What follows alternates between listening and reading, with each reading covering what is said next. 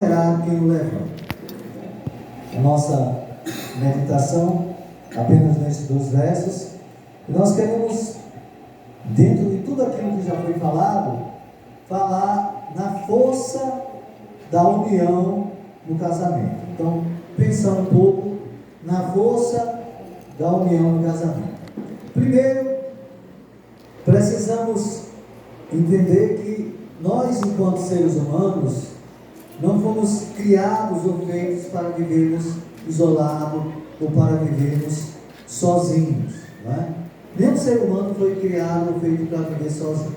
Então, quando nós olhamos a narrativa bíblica, não apenas lá no início da criação, nós percebemos que, indo lá para Abraão, por exemplo, quando Deus chama Abraão, Abraão já era um homem de uma certa idade, tinha sua esposa, não tinha filhos, mas Deus pega Abraão, que tinha o nome de pai de uma grande nação, e muda o nome de Abraão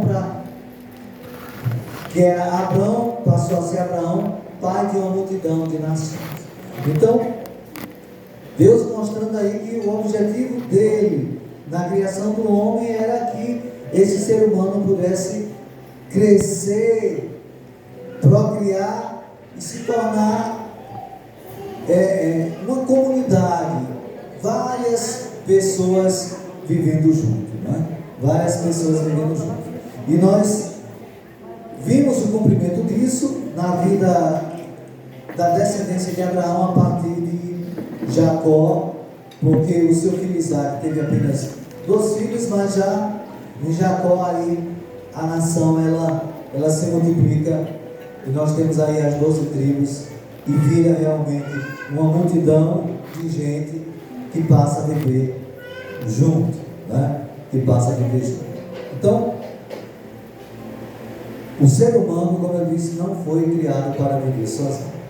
E na criação do homem, em especial, indo lá para o Gênesis, Deus diz: não é bom que o homem esteja só, né? Não é bom que o homem esteja só. Então, melhor serem 2 do que 1. Quando Deus diz isso, não é bom que o homem esteja só, Deus providencia a adjuntora, a companheira, aquela que vinha para completar o homem.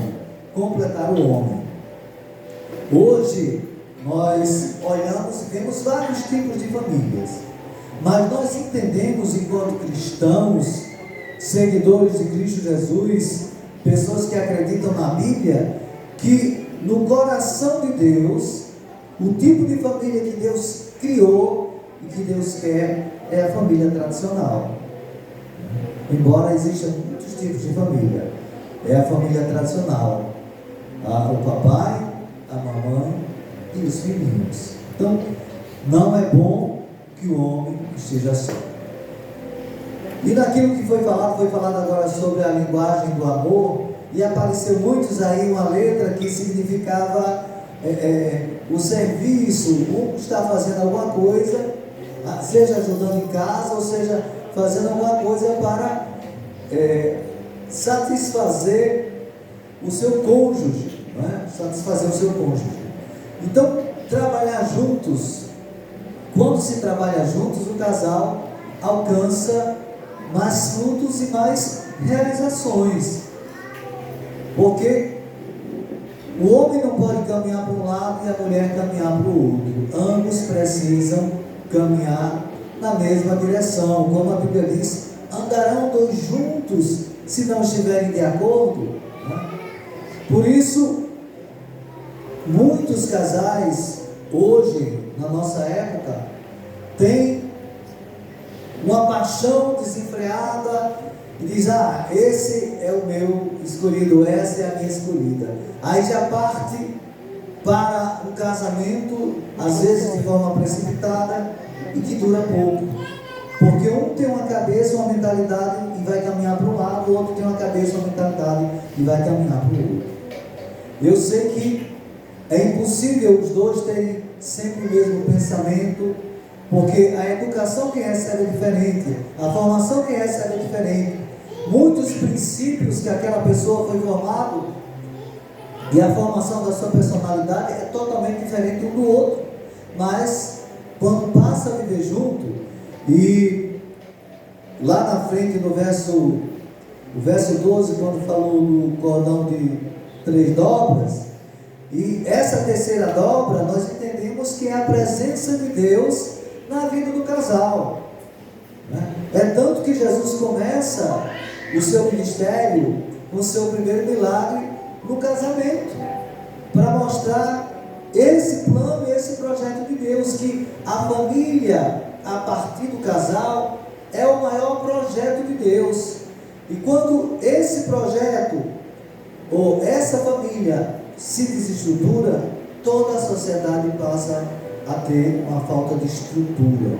Por isso que nós temos uma sociedade hoje em dia tão corrompida, tão desajustada, tantos filhos, tantos jovens envolvidos com droga e outras coisas mais, pela falta de estrutura na família. Isso reflete até, eu sou professor de formação, isso reflete na aprendizagem. A gente percebe quando a criança se desenvolve bem na escola, e quando tem uma criança que não desenvolve bem, ou a sua aprendizagem, ou problema no seu comportamento, e quando a gente vai conversar, analisar, é a falta de estrutura familiar. Então, é muito importante isso. São duas cabeças, dois mundos, mas trabalhando junto, num processo de autoconhecimento, de compreensão, para poder viver de forma que haja crescimento, que aconteçam as realizações desejadas, não só a frustração, né? Porque muitas vezes a vida do casal é só frustração.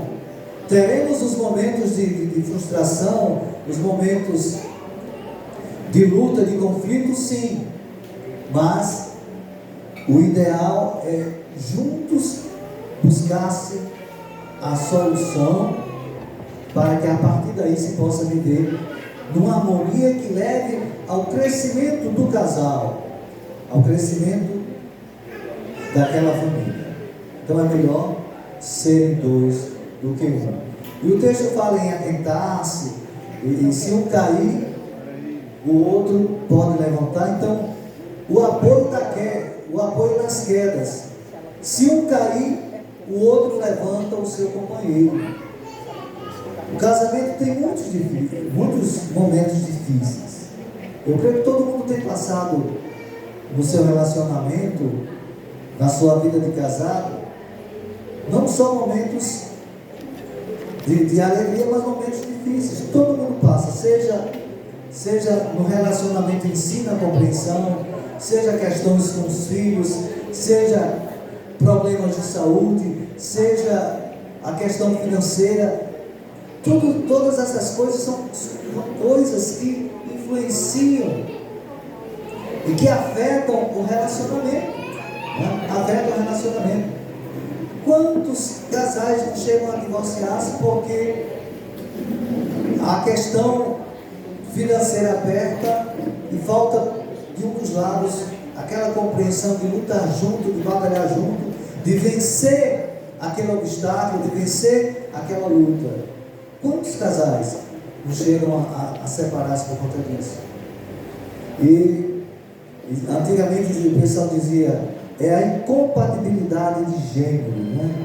As pessoas não tinham compatibilidade. Aí, no tempo que não existia ainda o divórcio tão fácil, as pessoas se desquitavam e passavam todo o processo até chegar ao divórcio, porque os gêmeos eram incompatíveis, as pessoas não conseguiam se ajustar, né? Eu sei que tem gente que namora 10, 15 anos, noiva, e quando casa, não te conhecia, você não era desse jeito, né? Porque as pessoas nem sempre se apresentam realmente como são. Nem sempre se apresentam como são. E é comendo 1 quilo de sal junto que a gente consegue conhecer o outro. A gente só consegue conhecer o outro na convivência, no dia a dia. O namoro ou o noivado, mas é aquela coisa, você está lá na sua casa, a sua namorada ou sua noiva passa um tempo lá, namora um pouquinho, vai para casa e às vezes é 2, 3 vezes na semana, às vezes quem tem tempo vai todo dia na casa da namorada, às vezes um final de semana só, a cada semana um dia. Mas quando se junta e casa e começa a conviver no dia a dia, aí sim é que vai de fato se conhecer. E aí é que começa a questão dos ajustes, dos conflitos, né? Mas quando um apoia o outro, até na compreensão do que o outro está passando, às vezes a mulher está passando por determinado problema, dificuldade, e o marido não tem a paciência de ouvir, de saber, ou vice-versa. Às vezes o homem está passando por alguma dificuldade, algum problema no seu trabalho, e chega em casa, quer compartilhar, e às vezes não encontra nem espaço para conversar, para colocar aquilo para sua esposa, porque o cônjuge deve ser o primeiro socorro de Deus na vida de um casal. Deve ser o primeiro socorro de Deus. Ter um problema e compartilhar com os amigos, compartilhar com, às vezes com a mãe, né? Ou o filho compartilhar com a mãe, ou a filha compartilhar com a mãe. Aí chega a intervenção da sogra no casamento, por isso que existe tanta piada de sogra por aí, né? Muitas piadas de sogra, que vai interferir, que vai atrapalhar, na verdade, não vai ajudar, vai interferir, vai atrapalhar. Porque o casal precisa, um apoiando o outro, encontrar a solução daquele problema, daquele conflito. Então, se um cair, o outro levanta o seu companheiro. Então, esses momentos difíceis que aparecem, o primeiro socorro de Deus é o cônjuge, tá? Ter a liberdade de conversar, de se abrir, de contar o que está passando e buscar juntos, orando enquanto cristãos, enquanto servos de Deus, uma solução para aquele problema, para aquela dificuldade. Então, entender isso. O primeiro socorro de Deus é o cônjuge. Então, o diálogo, a paciência é aquilo que nós precisamos usar na nossa vida de casal, para que possamos resolver os conflitos externos que muitas vezes nos levam à queda, e a gente precisa da mão do outro para nos levantar. Então, a oração, o diálogo, a paciência. E nem sempre as pessoas têm tempo disponível ou tira do seu tempo para ouvir o seu cônjuge. Às vezes, quando vai ouvir, ao invés de ajudar, é só crítica, né? Empurrar ainda mais para baixo. Ou então aquela velha palavra, eu não disse, né? Então essa palavra, eu não disse, isso aí às vezes empurra a pessoa mais para baixo ainda. Não, vamos aqui, vamos orar, vamos buscar em Deus a solução, meu filho, vamos buscar em Deus a solução, minha filha, vamos lutar juntos e achar uma solução para esse problema. É um ajudando o outro a levantar. Porque muitas vezes a pessoa é casada, mas vive extremamente na solidão. Extremamente na solidão. O texto diz, ai do que estiver só. Então muitas pessoas, mesmo casadas, mas vivem como se estivesse sozinho. Por quê? Porque não existe diálogo, não existe companheirismo, né? Não existe companheirismo. Algumas pessoas, uma pessoa, eu falava com uma pessoa ontem por telefone, e a pessoa dizia, fulano, falando do esposo, fulano está ali assistindo o esporte, não quer nem que eu chegue perto para não atrapalhar, para não conversar, para não atrapalhar o jogo. Difícil, né? Aí o marido passa o dia fora, a mulher está em casa. Aí quando o marido chega, ela quer um tempo para conversar. Ele falar do dia dele, ela falar como foi o dia dela. Aí não, o camarada vai na frente lá, não, esse jogo aqui eu não quero conversar nada agora não. Eu quero assistir o meu jogo aqui. Depois você conversa. Ou às vezes nem conversa depois, né?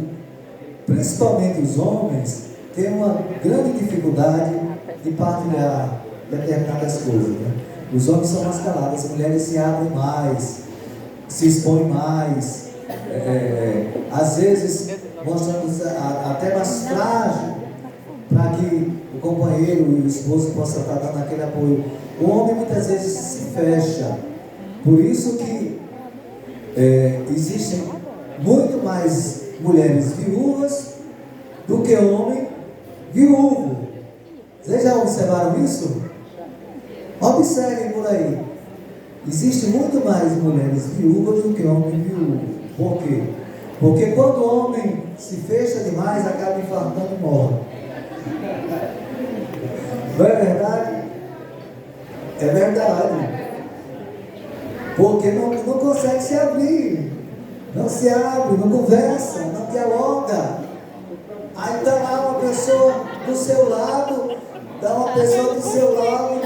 mas a pessoa não tem coragem de se abrir, de dialogar, de conversar. E mesmo dormindo lado a lado com outra pessoa, sente-se sozinho.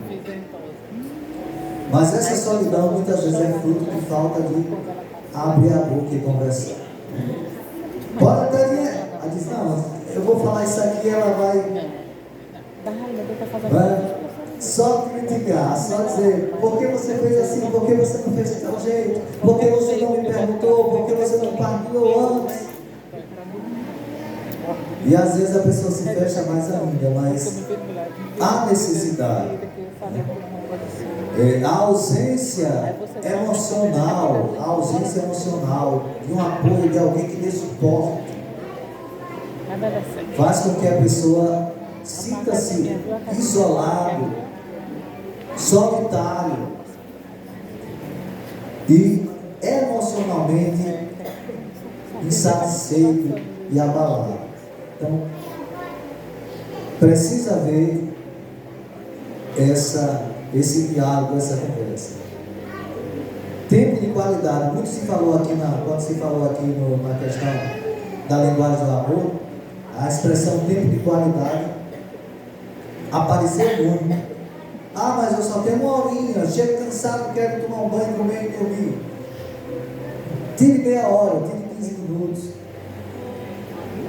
É melhor 15 minutos de qualidade, né, do que um dia todo sem qualidade. Então o tempo tem que ser um tempo de qualidade, de atenção de fato, né? A pessoa está falando, o outro está prestando atenção, está observando, está sentindo a necessidade do outro. É melhor serem dois do que um. Porque se um cair, o outro pode fazer o quê? Levantar, né? Porque dois trabalhando, o texto diz aqui na minha versão que o pagamento do trabalho é melhor quando dois trabalham juntos. Então o pagamento do trabalho é melhor. E assim, se uma pessoa está demasiadamente atarefada, se o outro vai e ajuda, o tempo de realização daquela tarefa diminui. E sobra mais tempo para outras coisas, para se fazer outras coisas. Então isso também é importante. Então o casamento é uma parceria que fortalece a ambos, tanto o marido quanto a mulher. E precisamos estar prontos para levantar o cônjuge nos momentos difíceis. Então, quando um estiver contando alguma coisa para você, primeiro escute, reflita, pense, coloque-se no lugar do seu cônjuge antes de fazer um comentário. Porque o comentário que fizemos vai ajudar ou vai empurrar mais para baixo. Então pensa nisso. Vamos ouvir, escuta a história toda, seja um bom ouvinte, para depois poder falar alguma coisa. Porque a sua fala vai levantar o seu companheiro, a sua companheira, ou vai jogar mais para baixo. Então o tempo está prontos para levantar o cônjuge nos momentos difíceis. E devemos evitar a solidão emocional dentro do casamento. Não é porque dormimos juntos, mas se não há diálogo, sempre vai haver solidão emocional. Não é à toa que hoje em dia existe tanta gente deprimida, não é?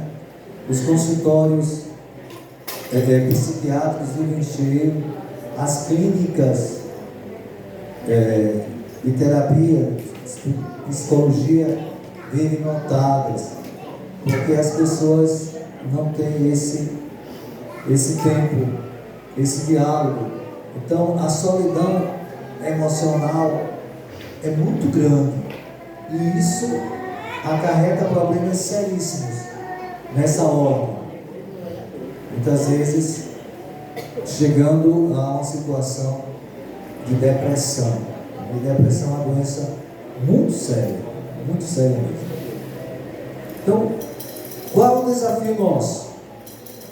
Pedir a Deus que ajude ou nos ajude a sermos parceiros, a sermos presentes, a sermos amorosos, dispostos a caminhar lado a lado com o nosso cônjuge, fortalecendo o nosso relacionamento a cada dia.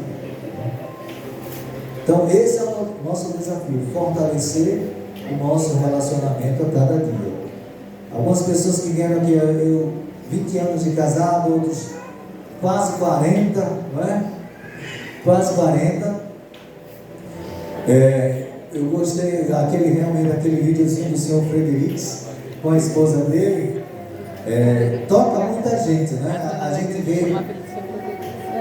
Catarina está dizendo ali que algumas pessoas até dizem que eu pareço com o senhor Fredericks, né? A forma mais quadrada assim da fisionomia, os óculos quadrados. Muitas crianças da escola já disseram isso e algumas pessoas na igreja. Mas assim, quando a gente olha aquele videozinho, a gente percebe o amor daquele casal, né? E a gente vê que ela tinha um sonho. Quem assistiu o desenho todo, ela tinha um sonho de ir lá naquela montanha, de ter uma cabana naquela montanha.